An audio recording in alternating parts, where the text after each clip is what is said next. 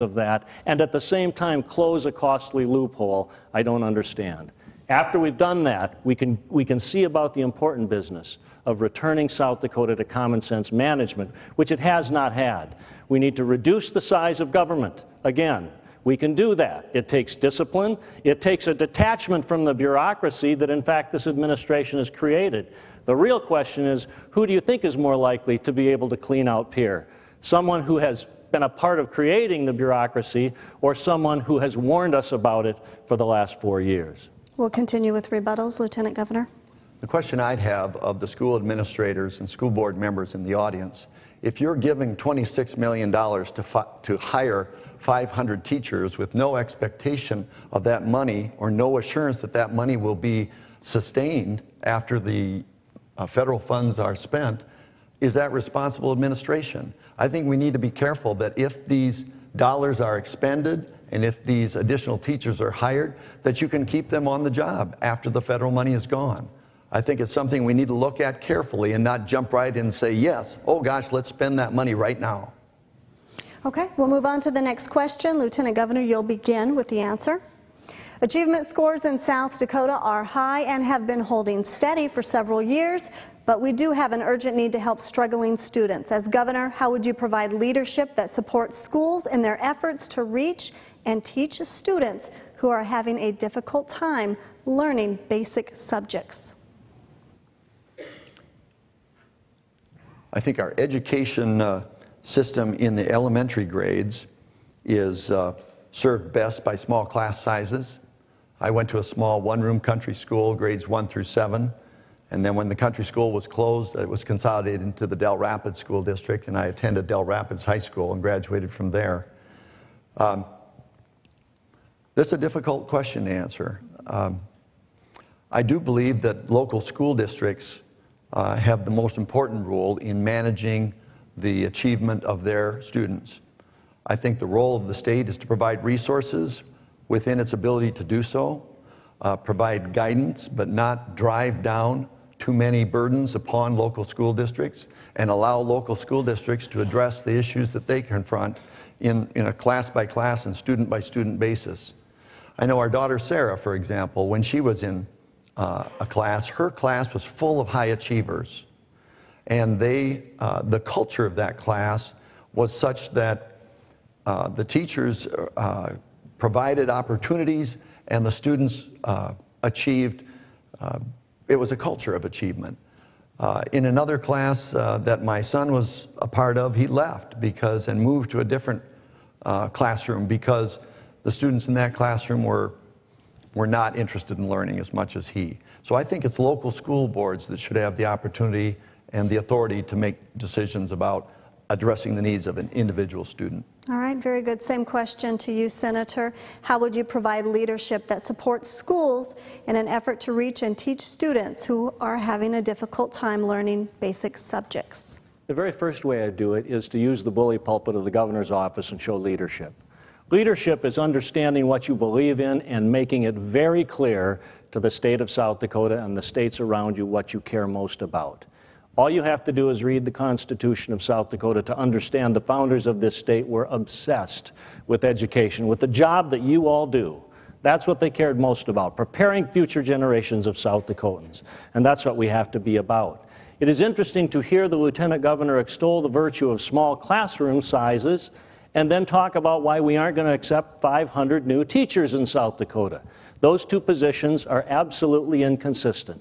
I will tell you personally that one time Susie and I went to Longfellow Elementary here in Sioux Falls. Our son Pete was in class. I will never forget, that poor teacher had 31 kids in that class. I have never been more sympathetic for a professional in my life than to have 31 of those kids. Susie and I ended up volunteering in that classroom to try to help out as much as we could.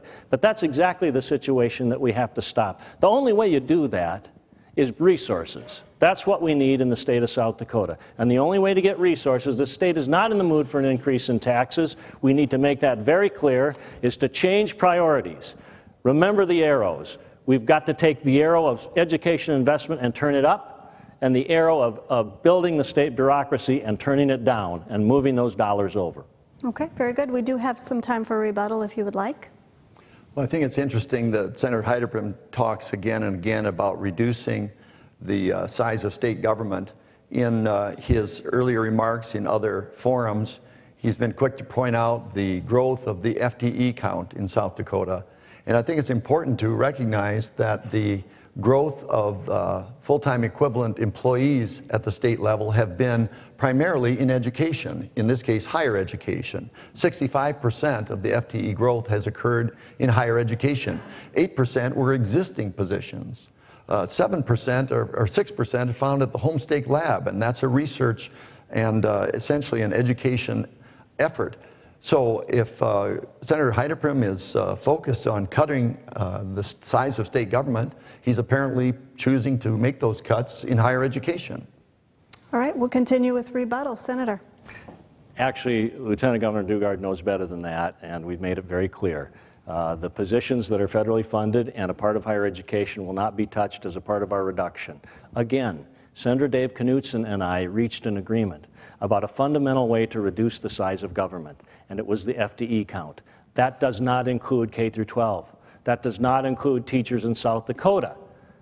It does include folks in Pierre who work in various departments and agencies. We can do a better job in terms of providing services to the people of South Dakota in many of those offices, and I'm committed to doing it. On 2 previous occasions, I know that we've made across-the-board cuts in South Dakota in the bureaucracy, and it has worked well to free up dollars to carry out more essential purposes. What more essential purposes? Adequately funding K through 12 education and investing in the children and the future of South Dakota. All right, very good. We'll move on to the next question. Senator, you'll begin. Since the new funding formula was established, the percent of state budget devoted to K-12 education has fallen from 38% to less than 31%. Do you have any concrete short-range and long-range proposals to reverse that trend and increase funding for K-12 education? Senator? Thank you, Stephanie. I think the best example of a state to follow is the state of Indiana. Mitch Daniels took over as governor of the state of Indiana, and he was confronted with an identical situation to South Dakota. The general fund in South Dakota has grown year in and year out at 5.5%. 5.5% at the same time they tell you, as school administrators and school board members, that you can't grow by more than 3% or the rate of inflation, whichever's less. So what do you do about that? Well, Mitch Daniels had a growth rate of 5.9% in the general fund. He cut it in half. I'm the one who's proposed that we reduce South Dakota's take in the general fund to 3% of the rate of inflation, whichever's less, so that we stop the hypocrisy of imposing a standard on you that we refuse to live by at the state level. That's one way we can go about doing exactly that. But Indiana went further. They increased disposable income for Hoosiers at a record pace. They funded education at a record pace, 4% year in, year out, and they eliminated no-bid contracts, which saved over $100 million. That is another part of my proposal for reforming government in the state of South Dakota. We've got to stop no-bid contracts. We've got to avail ourselves of the power of the marketplace to make sure taxpayers get the best possible deal for their dollars. All right, we'll ask the same question to you, Lieutenant Governor, and just to rephrase it, do you have any concrete short-range and long-range proposals to increase funding for K-12 education?